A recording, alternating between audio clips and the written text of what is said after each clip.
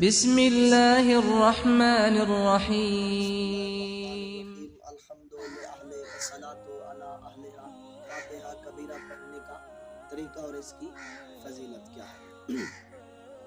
آیت اللہ بہجت سے کسی نے اپنی مشکلات اور پریشانیوں کا ذکر کیا تو آیت اللہ بہجت نے فرمایا آپ فاتحہ کبیرہ کیوں نہیں پڑھتے؟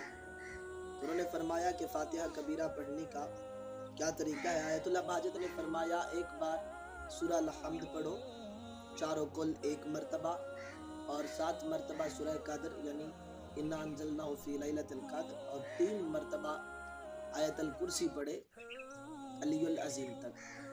تو آقا تقی بہجت نے فرمایا کہ جو بندہ سورہ فاتحہ کبیرہ اپنے مرحومین کے لیے پڑھتا ہے تو مالک اس کے بھی جو پڑھتا ہے مالک اس کی پریشانیوں کو آسان کرتا ہے، اس کی پریشانیوں کو دور کرتا ہے، اس کی مشکلات آسان کرتا ہے، اور جس مرحومین کے لیے فاتحہ کبیرہ پڑھی جاتی ہے تو اس کے لیے یہ ایک بہت بڑے خزانے کی مانند ہے، مالک اس کے درجات بلند فرماتا ہے۔ وَالْآخِرُ دَعْوَانَا